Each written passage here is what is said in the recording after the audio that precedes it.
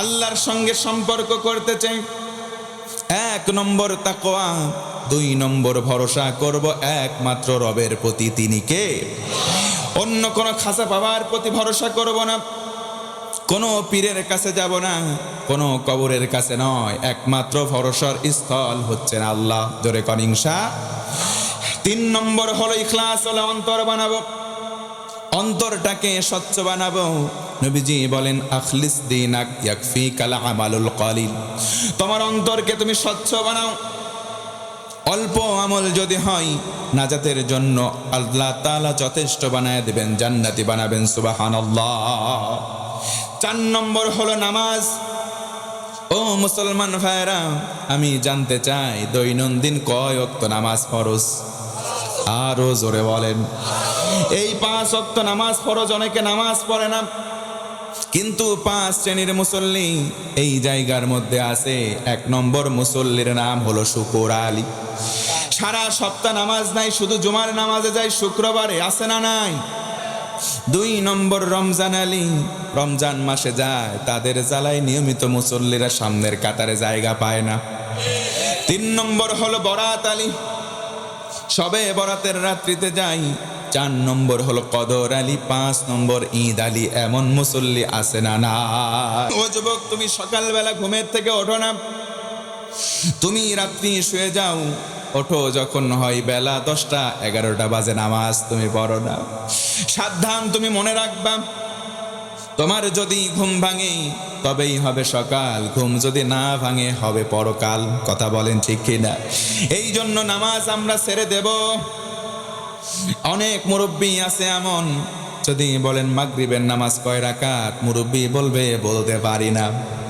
যদি বলা হয় মুরব্বী শুনলাম বিলের মাঠে জমি আছে আপনার, বলে আছে মানে দাগ নাম্বার এত, পরসা নাম্বার এত, খতিয়ান নাম্বার এত, মুখস্থ এবং ঠোঁটস্থ বলে দেয়। এমন মুরব্বী 2-1টা এই জেলায় আছে না না?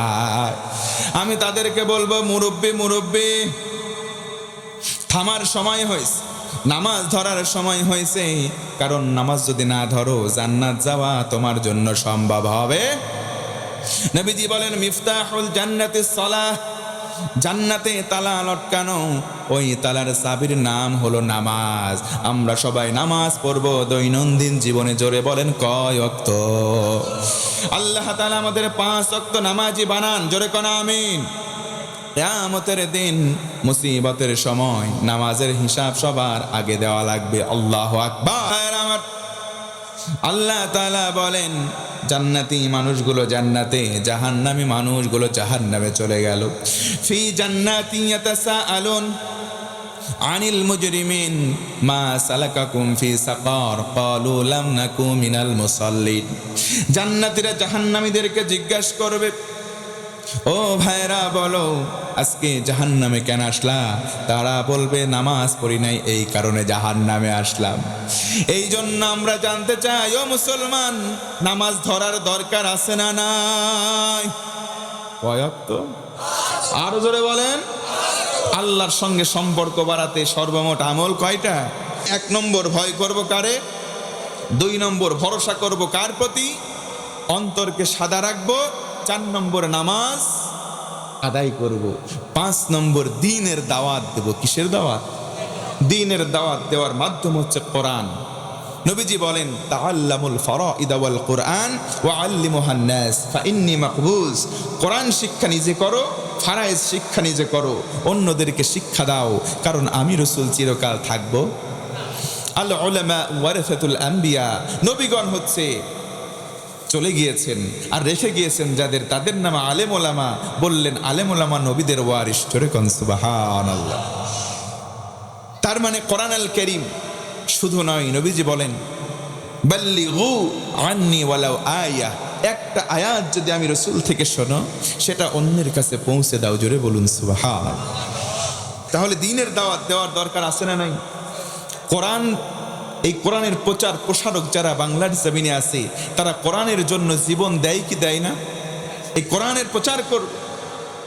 6 নম্বর আমল হলো হালাল হারাম বেঁচে চলা। ও মুসলমান, আজকে হালাল হারামের তোয়াক্কা আমরা করি না। বিড়ি, সিগারেট, এইগুলো কি হালাল না হারাম?